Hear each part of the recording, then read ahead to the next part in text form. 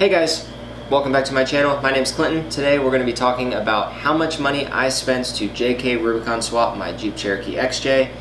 We'll be doing a full cost breakdown and talking about some of the products that I chose. Hopefully this will be helpful to you if you're thinking about doing this swap, or if you're already in the process of doing this swap. Maybe this video will guide you in the right direction. Let's go ahead and play the intro.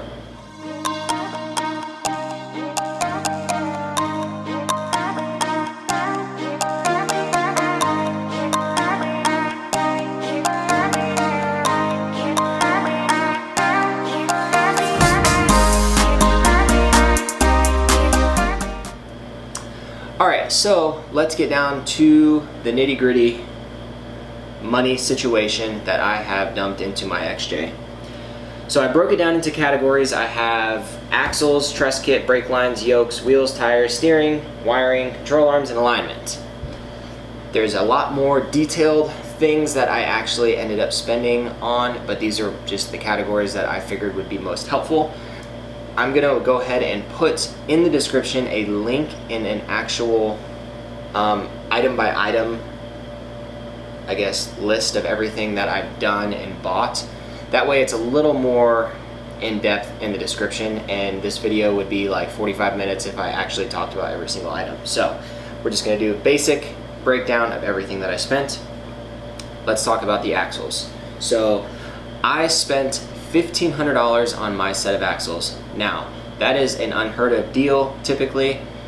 I ended up getting not as good of a deal as I thought, because I ended up putting about another $1,500 into those axles. So I have $3,000 in my set of axles. Typically you can find JK Rubicon axles anywhere from $3,000 to $5,000 depending on what you get and the condition and so on and so forth. So take that into consideration. I spent $3,000 on my set after replacing the parts that needed to be replaced. Let's talk about truss kit. So the truss kit, I went with a Barnes 4-wheel drive JK to XJ front axle swap kit. That was $360 for that swap kit. And then I also had, I just bought individual items for the rear. I bought leaf perches, U-bolts, that's pretty much it. Pretty basic kit for the rear.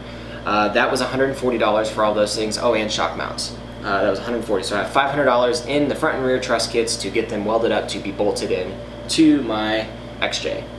Next is brake lines. So brake lines, I ended up going with Rough Country's JK extended lines for a 4 to 6 inch lift kit. All 4 brake lines. I wanted to have as much flex line as possible, just because of the lift I'm running and the width of the axles and so on and so forth. Those were $75. And then I also bought a hard line, which was a 30-inch hard line for the rear that I bent into place. And that was around 20 bucks, and then I spent maybe 5 more bucks on random parts and pieces. So 100 bucks for brake lines. That got me all my brakes hooked up correctly. Next is going to be yokes. So as some of you know, the JKs have a flange style yoke and you need a U-joint style yoke, and I bought East Coast Gear Supply yokes front and rear. Those were $140, and you're definitely going to need that. I recommend, at least. Wheels and tires.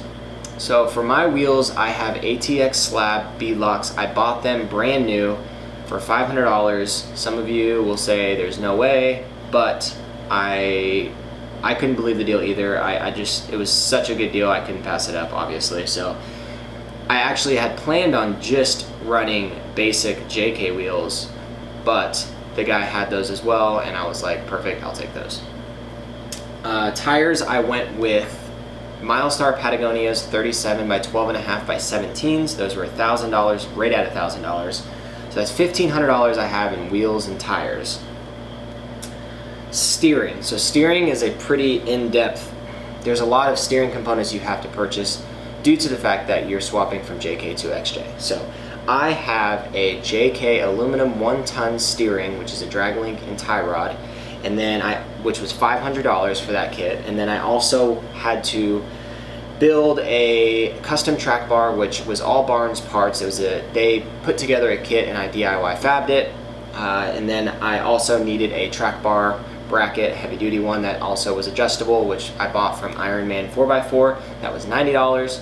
So in all of my steering components, I have $740 in steering components. Now, wiring harness, you're gonna need to wire those lockers up. I bought front and rear Spicer wiring harness for the factory E-locker. That was $125 for front and rear. Now you could probably do that less if you wired it yourself, but I didn't have the time and I didn't want to mess with it, so I just went with that kit.